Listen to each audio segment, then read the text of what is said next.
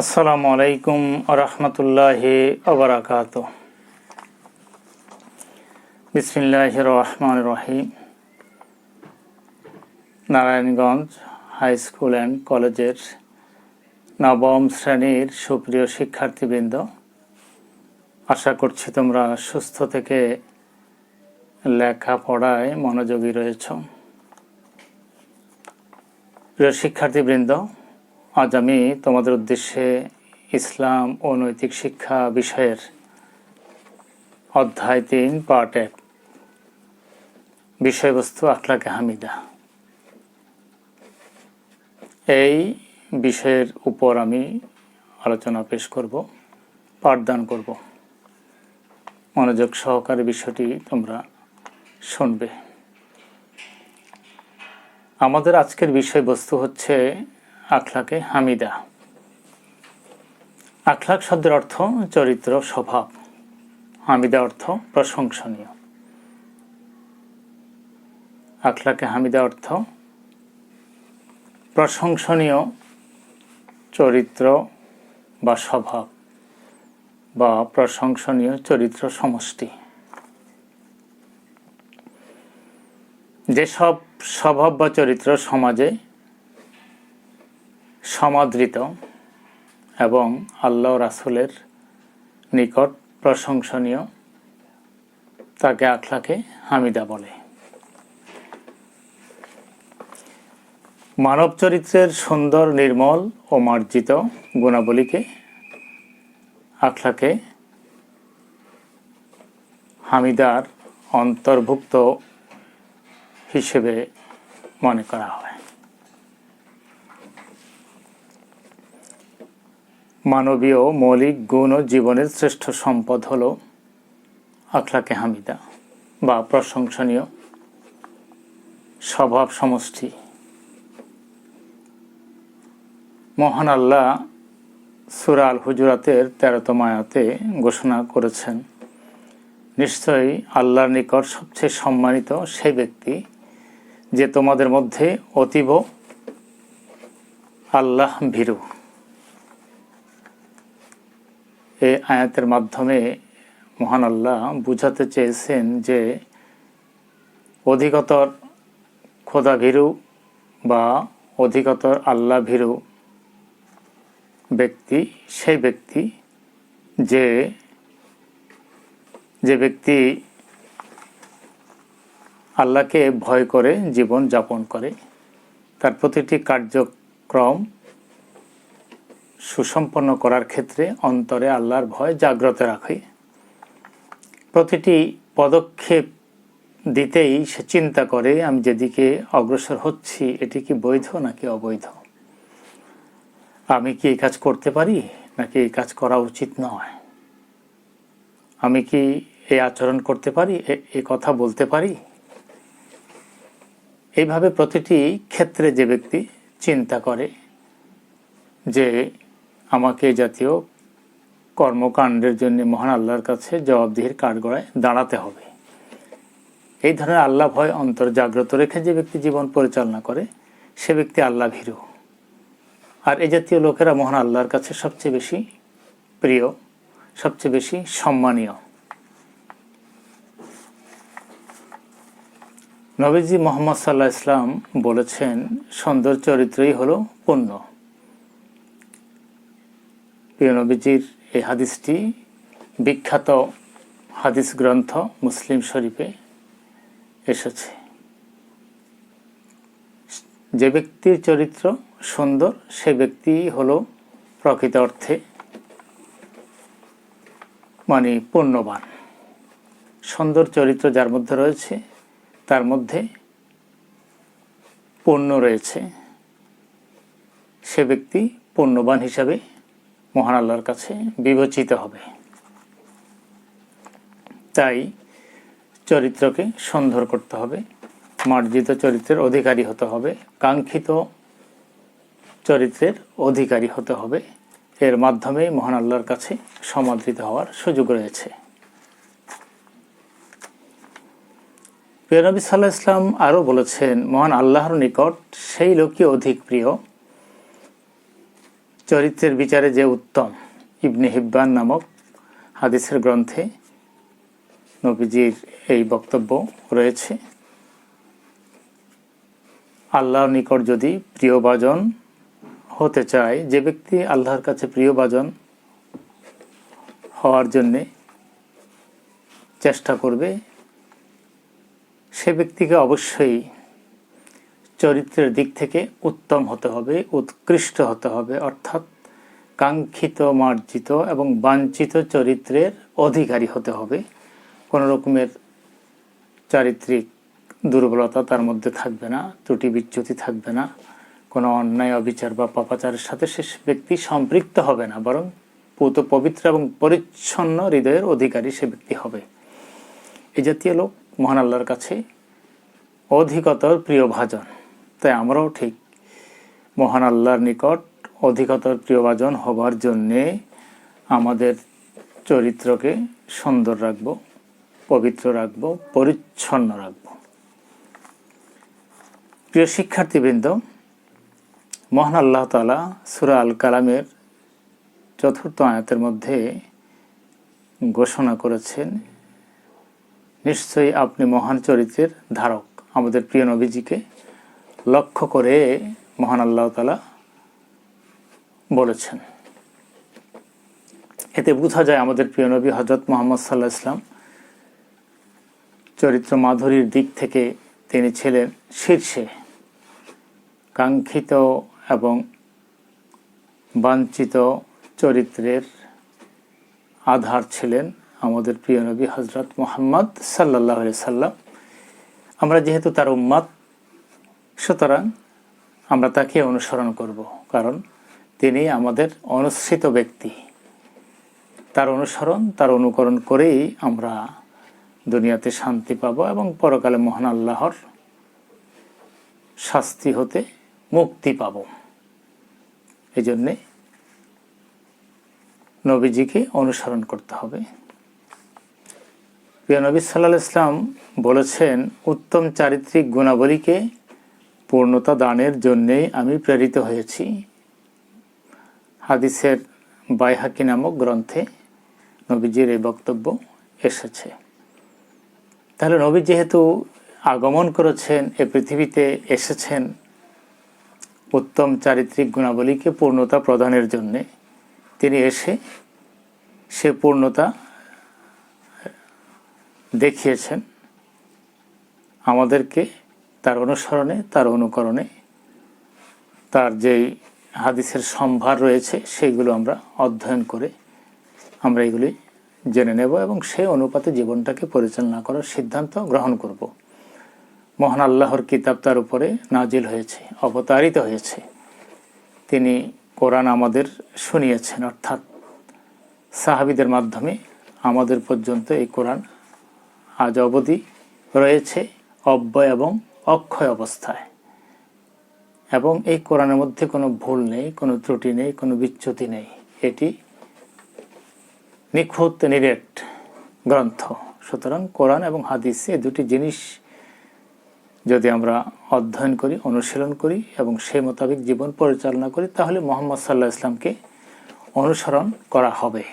কারণ হযরত আয়েশা সিদ্দিকা রাদিয়াল্লাহু তাআলা আনহাকে প্রশ্ন করা হয়েছে যে নবীজির চরিত্রটি কেমন। তিনি বলেছেন যে নবীজির চরিত্র হলো কোরআন, কোরআনে যা কিছু রয়েছে সেই মোতাবেক তার চরিত্র, অর্থাৎ মহান আল্লাহ তাকে এত মার্জিত এবং কাঙ্ক্ষিত চরিত্রের অধিকারী করেছেন।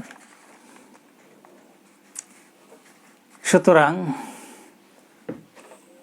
বলা যেতে পারে যে মানব চরিত্রের সুন্দর, নির্মল ও মার্জিত গুণাবলীকে আখলাকে হামিদা বলে।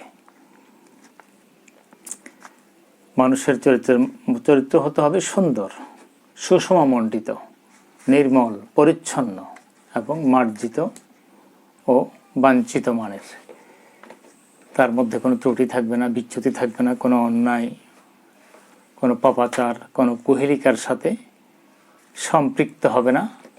আল্লাহর যারা বান্দা, যারা রাসূলের উম্মত, তারা সব সময় কোরআন এবং হাদিস দুটি জিনিসকে সামনে রেখে জীবন পরিচালনার সিদ্ধান্ত গ্রহণ করবে।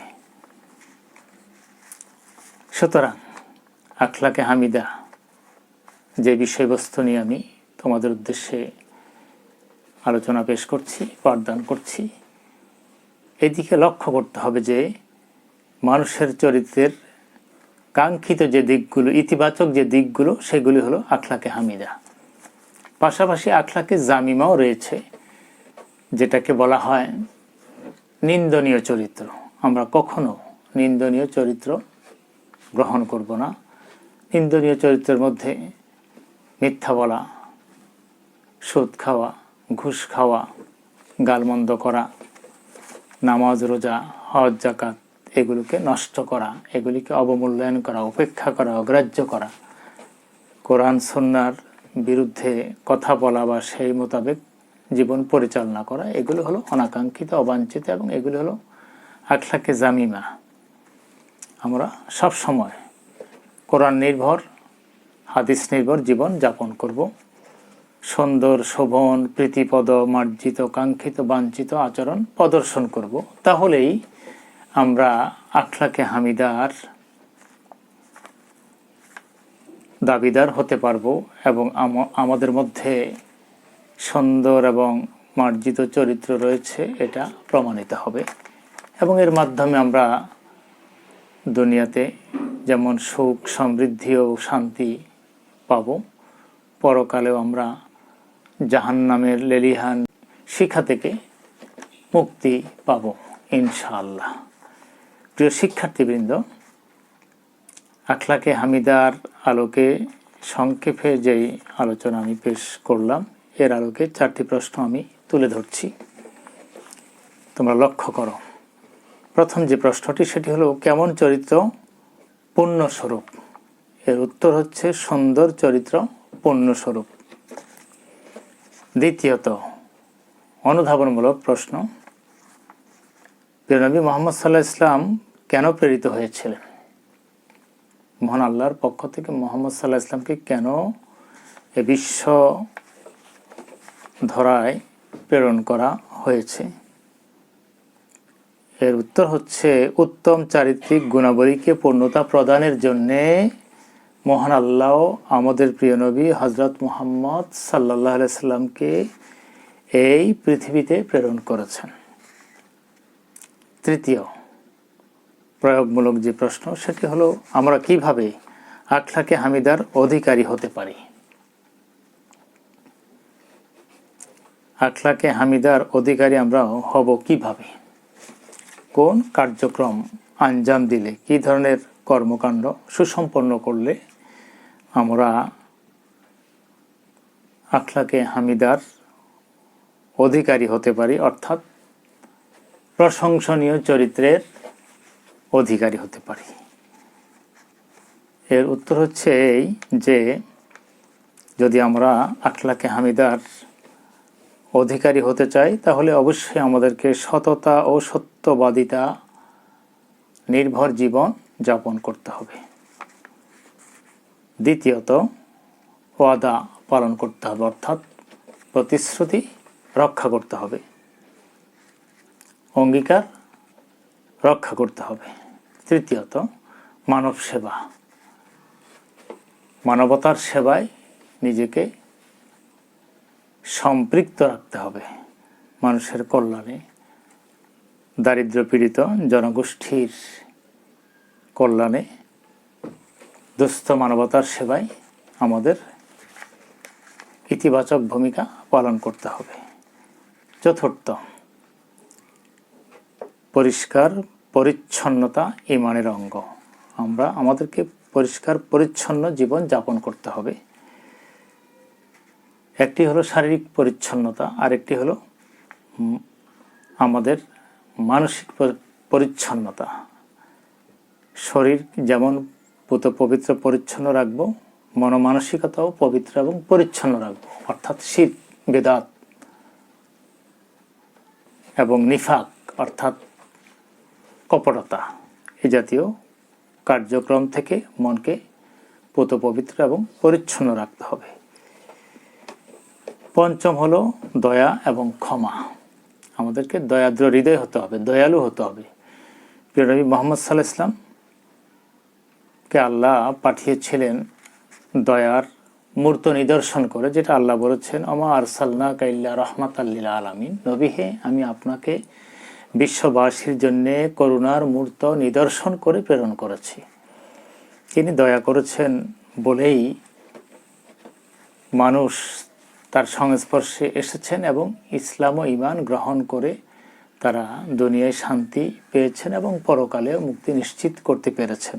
আমাদেরকেও ঠিক সেভাবে দয়ালু হতে হবে, মানুষের প্রতি দয়াশীল হতে হবে, মায়াশীল হতে হবে, মানুষকে আদর সোহাগ করতে হবে। সাথে সাথে মানুষকে ক্ষমা সুন্দর দৃষ্টিতে দেখতে হবে, মানুষের ভুল ত্রুটি বিচ্যুতি ক্ষমা করতে হবে। এ দয়া ও ক্ষমার মাধ্যমে আমাদের প্রিয় নবী হযরত মুহাম্মদ সাল্লাল্লাহু আলাইহি ওয়াসাল্লাম মানুষের ভালোবাসা অর্জন করতে পেরেছেন এবং মানুষ তাকে উপলব্ধি করতে পেরেছে, তার সংস্পর্শে আসার সুযোগ পেয়েছে এবং তারা তাদের পূর্বের ভুল ত্রুটি বিচ্যুতি অন্যায় অপরাধ এবং পাপাচার থেকে তারা বিরত হয়ে ইসলামে তারা দীক্ষিত হয়েছে এবং নবীর উম্মতের কাতারে তারা সামিল হতে পেরেছে।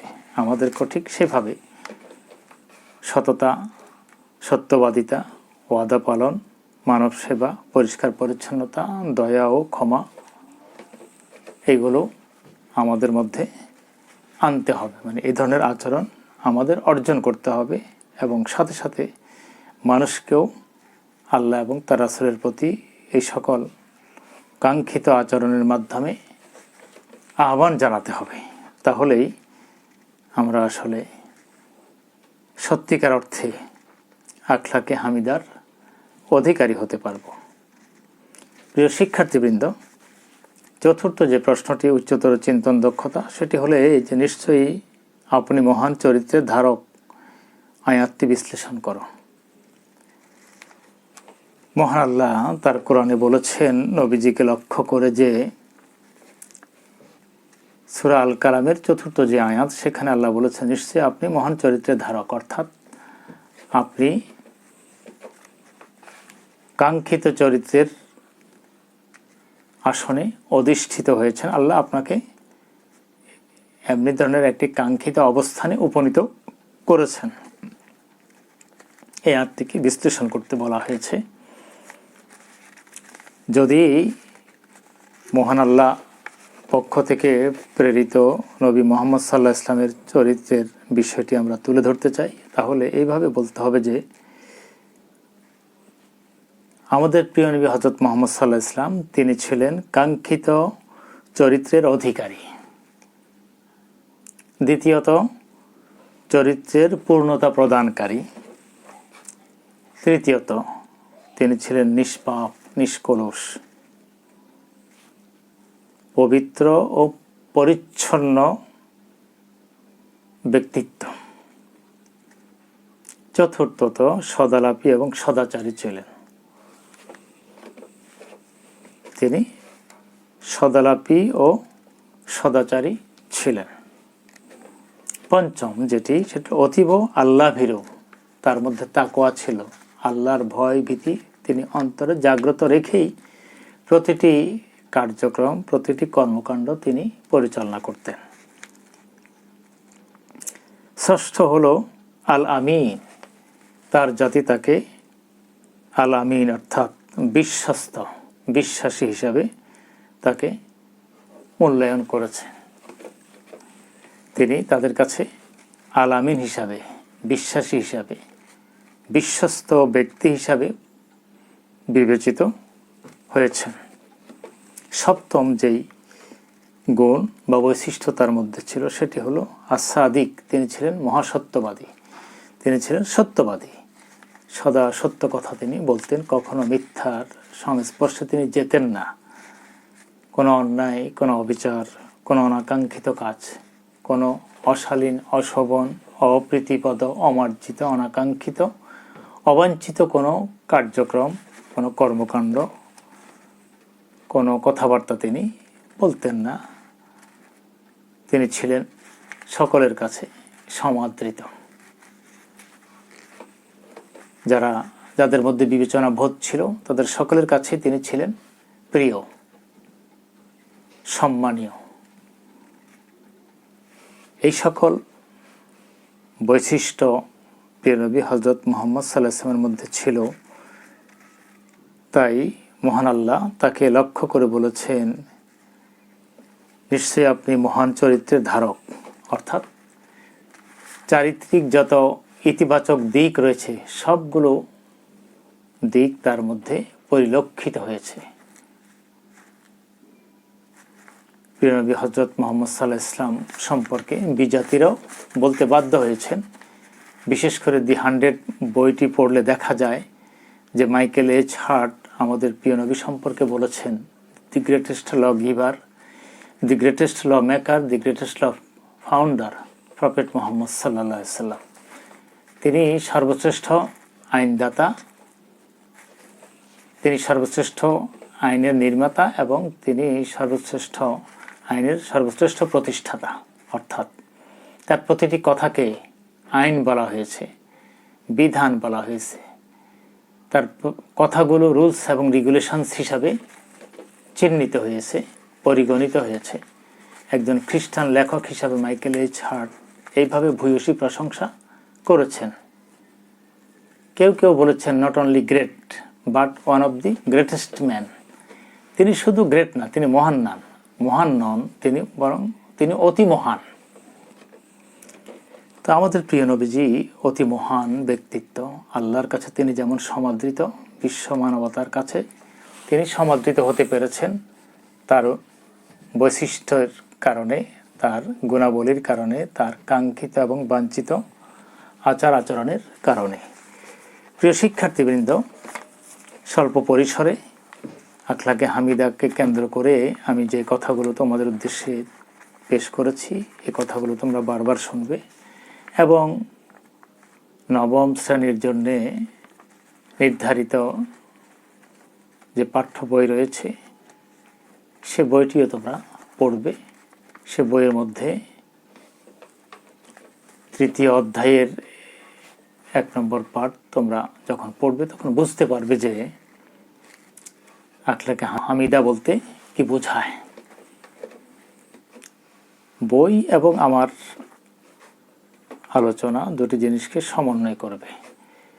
দুটি জিনিস ভালোভাবে পড়ে জেনে বুঝে আত্মস্থ করবে, পরবর্তীতে নিজের ভাষায় লিখবে এবং নিজের ভাষায় তা উপস্থাপন করবে, বলবার জন্য সচেষ্ট হবে। তাহলে তুমি ভবিষ্যতে এই বিষয়ের উপরে যথার্থ মান অর্জন করতে পারবে।